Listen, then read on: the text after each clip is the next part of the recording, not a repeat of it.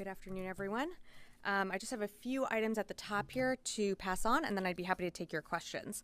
So getting started right at the top, as you probably have seen, the Department of State's mission in Sudan is evolving, which means that the Department of Defense and U.S. Africa's command support to the mission will also change. We will make decisions about how and when to move U.S. forces when the conditions are right to do so. And while I don't have any specific announcements to make right now, we are still prepared to support if asked. Being responsive and having the ability to surge capacity and capability when it is needed is a key tenet of military readiness. In the AFRICOM area of responsibility, the U.S. military routinely coordinates with the Department of State and our ambassadors in Africa, and we will continue to be engaged as the situation evolves. Yesterday, the Secretary hosted President Marcos of the Philippines.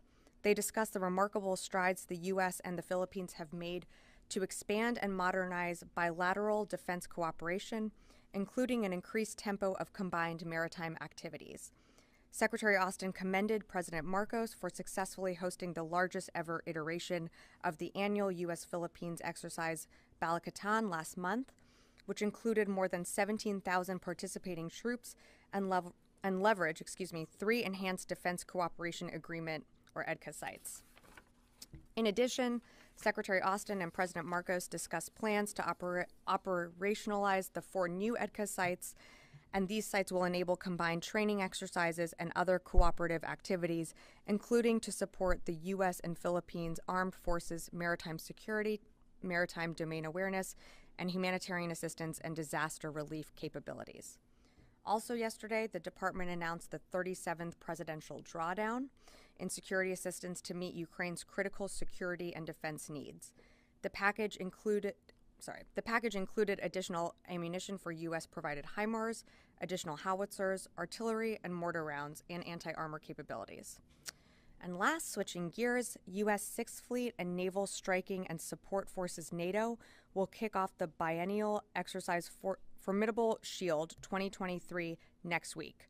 The exercise will take place from May 8th to 26th, and it involves 13 NATO allied and partner nations, more than 20 ships, and 35 aircraft.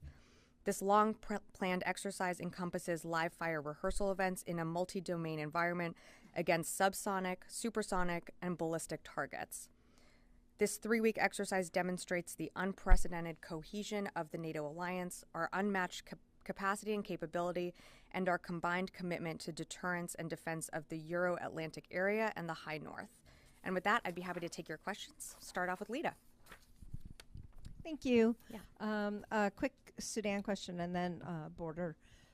At this point, are there any additional ship transits planned by the U.S. out of Sudan currently?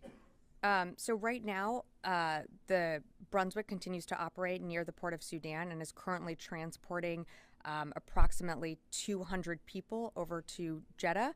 Our force posture remains the same and hasn't changed. So the ships that were on their way that we had announced at the, I believe last week, are continuing to make their way. Right, but do you expect this is the last transit, or would they be? Or do you have plans for more? As of right now, I have nothing more to announce. Our force posture just hasn't changed on that front. And on the border, do you have any additional details at this point on the border deployment? How many Marines, how many Army, what states do you expect them to be deployed to, and where do you expect they will be coming from? Sure. Great question, Lita. And I'm sorry, this will be a wholly unsatisfying answer for you. I would refer you to the services for that, for their numbers of where they're pulling their units from to go to the southwest border. We are anticipating an initial arrival around May 10th, but I would refer you to the services for more information on that. Just for the record, could you tell the services? Okay, go ahead. Sure. Yes. Don't have the answers, which is why I was asking They just say Yep, I will. I'm happy to do that. I believe they're also in the process of notifying those units, and that is, of course, they're doing that on their own timeline. But I'd be happy to circle up with them as well.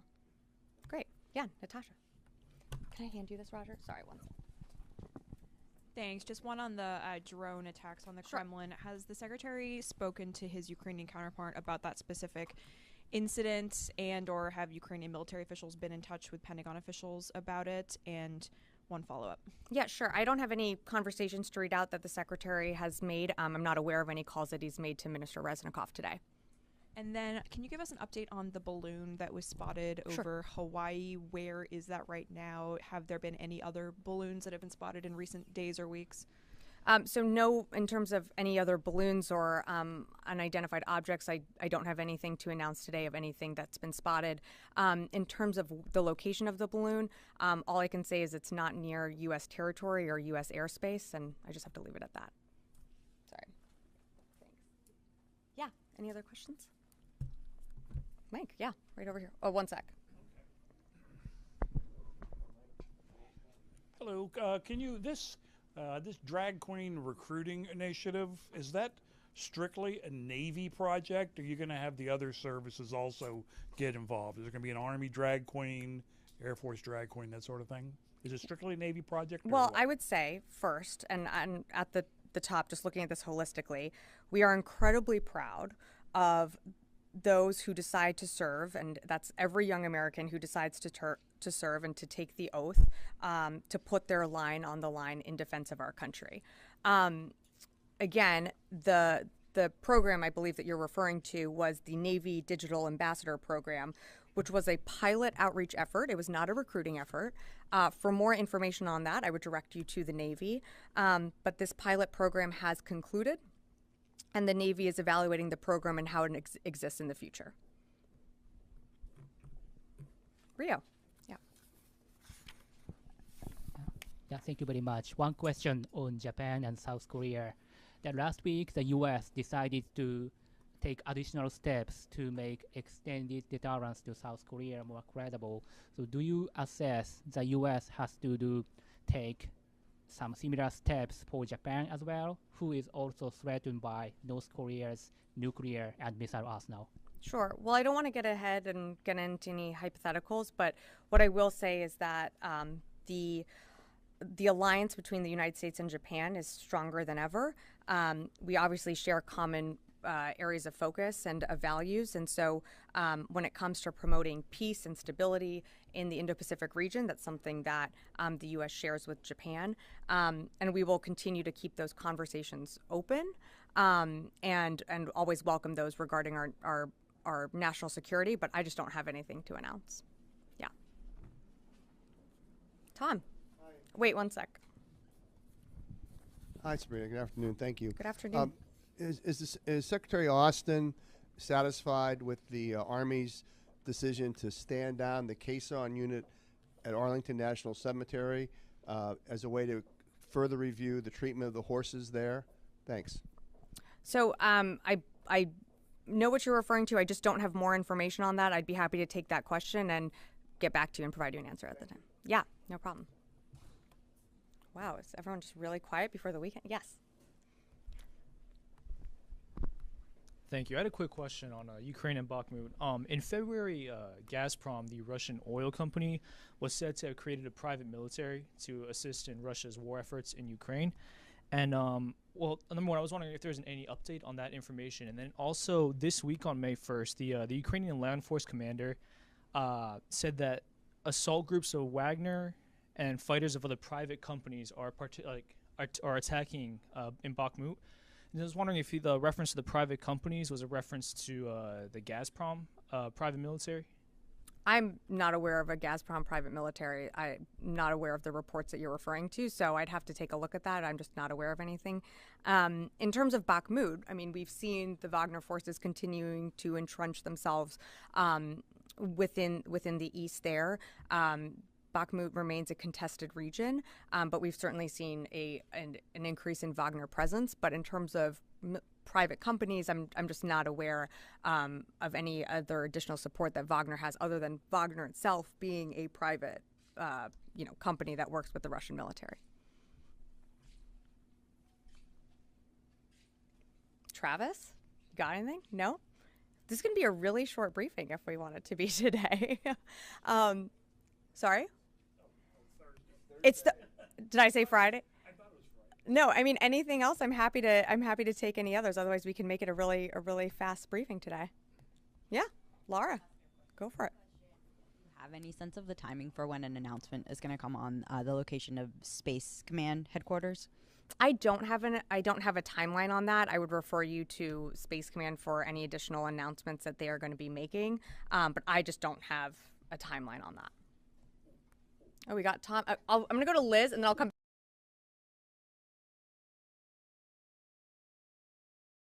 On the border, when were the services formally notified that they would be sending troops to the border? In terms of when the actual units, or when the department? Like when did the Department of Defense notify the Army and the Marines that they would be sending troops and units? So on April 29th is when the Department of Homeland Security requested the additional support, and that would be 1,500 military personnel to supplement efforts at the border. And on May 2nd is when the Secretary approved that request.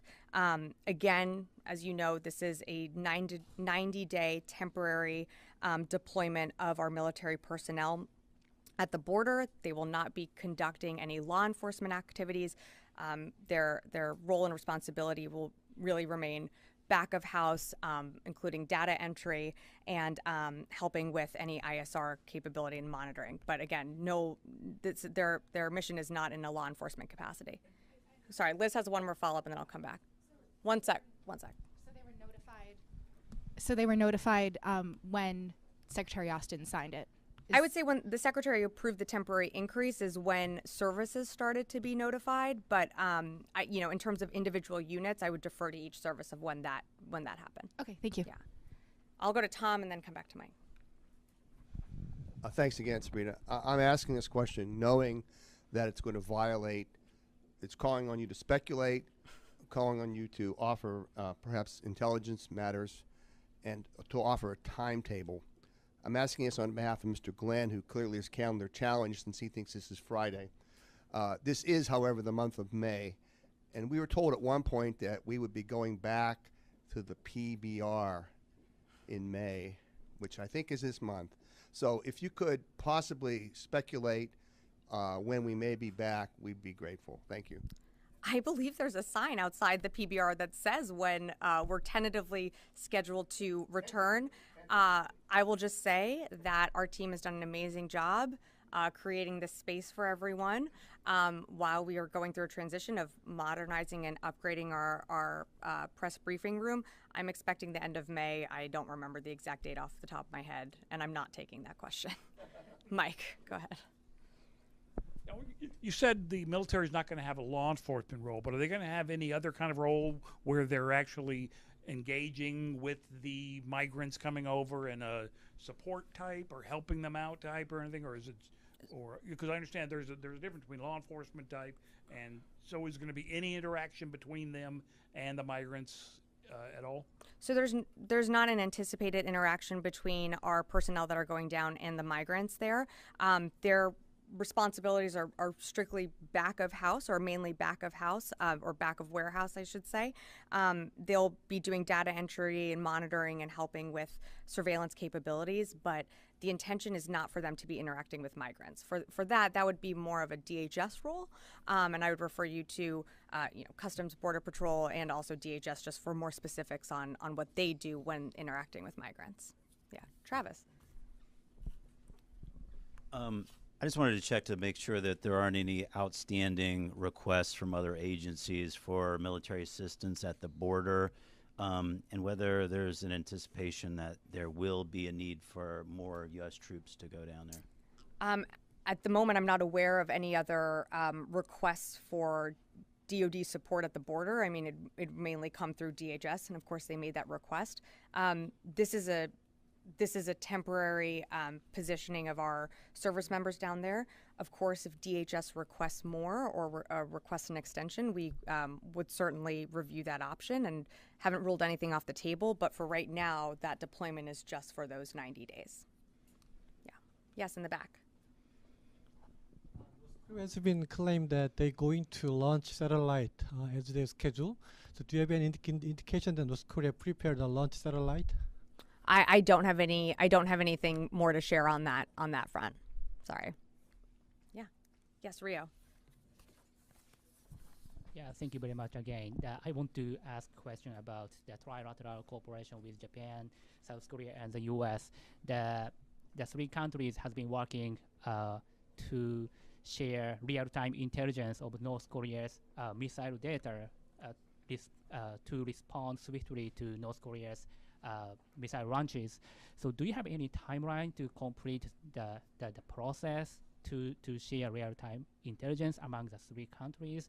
How much do you think the recent President Yoon's visit to the U.S. would be helpful to expedite the process? Well, we are certainly in touch with our allies and partners in the region. I wouldn't get ahead or share any of what our conversations in terms of intelligence that we share.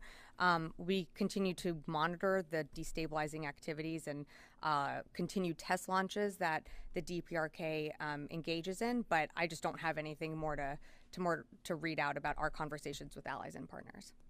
Okay, we can make this a short briefing. Just want to say thanks and happy Thursday to everyone. Great.